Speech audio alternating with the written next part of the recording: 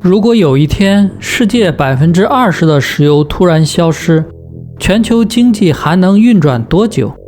在全球能源地圖上，有一個地方幾乎每天都在決定油價的走向。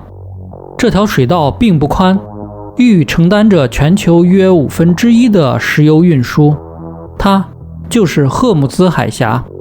如果把全球能源供應看作人體的循環系統，那麼荷姆茲海峽就是那條最關鍵的靜動脈。而最令人不安的是，這條動脈的位置距離伊朗海岸線只有短短的幾十公里。關鍵動脈，20%的全球石油命脈。每天來自沙烏地阿拉伯、伊拉克、科威特以及阿联的石油都会從這裡起航，前往亞洲、歐洲和北美的煉油廠。根據國際能源統計，每天約有1700萬到2000萬桶石油透過這條海峽，但真正能讓大型油輪安全航行的通道其實非常狹窄，在海峽最窄處，雙向航道加起來僅有幾公里寬。這意味着一個殘酷的現實：只要有人想癱瘓全球經濟，這裡幾乎是唯一最有效的位置。為什麼封鎖不一定需要傳統海戰？提到封鎖海峽，很多人腦中浮現的是航母戰鬥群的大規模對決，但在現實的戰略博弈中，封鎖並不一定依賴昂貴的艦隊，有時候只需要一種最原始也最致命的武器——水雷。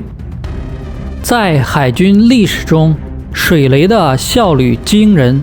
二戰期間，美軍就曾利用大規模布雷行動，徹底封鎖了日本本土，切斷了其物資與軍隊的移動。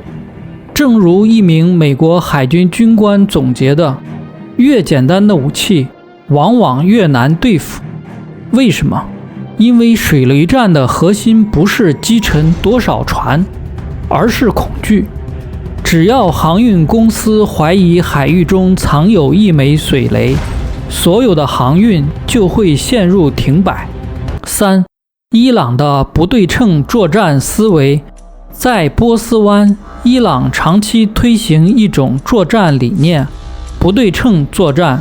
簡單的說，就是不與強大的盟軍進行傳統的艦隊對決，而是利用地理優勢與低成本武器，無限增加對手的行動代價。水雷就是伊朗手中最強的一張底牌。在這種思維下，伊朗發展出大量的輕量化海軍平台，例如加迪爾級微型潛艇，這是一種排水量僅100餘噸的小型潛艇。它們並非為了遠洋作戰而生，而是專門針對波斯灣的潛水環境而設計。它們的任務非常單純，在夜色掩護下離開基地，悄悄地在航道布置水雷後隨即撤離。由於體積小、噪音低，在環境複雜的海域中極難被偵測發現。現代水雷早已不再是漂浮的鐵球，很多人對水雷的印象還停留在二戰電影中飄在海面的鐵球，但現代水雷技術早已不可同日而語。磁性水雷感應船體產生的磁場變化，大型鋼鐵船隻經過時幾乎無處遁形。聲學水雷能精準識別螺旋槳的聲音特徵，只有對準特定目標才會引爆。壓力水雷感應大型船隻經過時造成的海水壓力波動。當這些感應器組合在一起，水雷就成了一個難以預測的隱身獵人，能在海底靜靜等待數周甚至數月。荷姆茲海峽天生的海峽拒止戰場，這裡具備了水雷戰的3大完美條件：海峽狹窄、航道固定、水深適中。